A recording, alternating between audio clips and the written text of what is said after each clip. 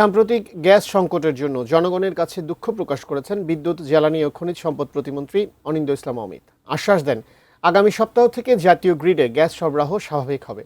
সোমবার সচিবালয়ে সাংবাদিকদের এই কথা জানান তিনি। বলেন, সংকট কাটাতে সরকারের সর্বাত্মক প্রচেষ্টা অব্যাহত রয়েছে। আমদানি করা এলএনজি রূপান্তর করে সিংহভাগ গ্যাসের চাহিদা পূরণ হয়ে থাকে দেশে। গত মঙ্গলবার আগুন লেগে বেসরকারি প্রতিষ্ঠান এক্সিলারেট এনার্জি টার্মিনাল থেকে গ্যাস সরবরাহ বন্ধ রয়েছে। মেরামতের কাজ চললেও সারা দেশে তীব্রভাবে প্রভাব পড়েছে। বিদ্যুৎ উৎপাদন কমে লোডশেডিং বাড়ছে, বিপাকে শিল্প কারখানা। সিএনজি স্টেশনগুলোর অনেকগুলোই বন্ধ।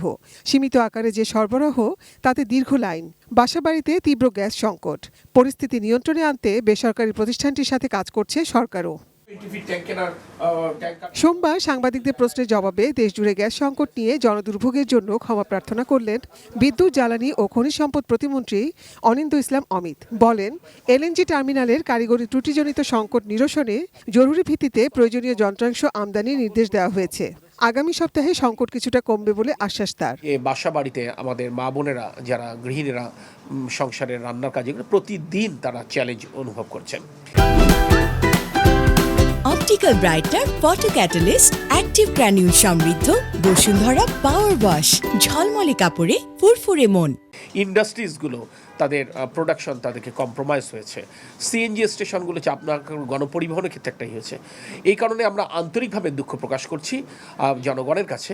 আমরা এই মুহূর্তে তাৎক্ষণিক আমরা সমাধান দিতে পারছি না, এটা আমাদের সীমাবদ্ধতা। আমরা এই জন্য বারংবার এটার জন্য দুঃখ প্রকাশ করছি, কিন্তু আমরা একেবারে 24/7 আমাদের টিম তাদের সাথে একান্তভাবে কাজ করছে। আমরা যেটা বললাম যে আমরা আশা করছি আগামী সপ্তাহ থেকে পরিস্থিতি উন্নয়ন হবে ইনশাআল্লাহ। আমদানিকৃত গ্যাস এবং দেশীয় উৎপাদন দিয়েও চাহিদা পূরণ হচ্ছে না জানিয়ে বিদ্যুৎ, জ্বালানি প্রতিমন্ত্রী বলেন, সমস্যা সমাধানে বিকল্প উৎসের সন্ধান চলছে।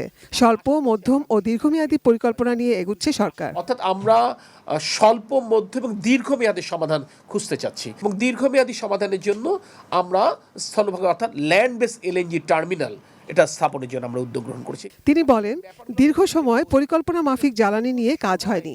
গত 1.5 যুগ আগে সরকার দীর্ঘমেয়াদী সমাধানে না গিয়ে তাৎক্ষণিক সমাধান খুঁজেছে। তাদের অসৎ উদ্দেশ্যের জন্য সংকট এ পর্যায়ে এসেছে বলেও অভিযোগ তার। কিন্তু দীর্ঘমেয়াদী কোনো সমাধান সূত্র তারা না খুঁজে তাৎক্ষণিক সমাধান সূত্র খুঁজেছেন, কিংবা এর পেছনে কোনো অসৎ উদ্দেশ্য থাকবার কারণে কিন্তু আজকের এই পর্যায়ে এসেছেন। Nazia Afrin, ATN news, Dhaka.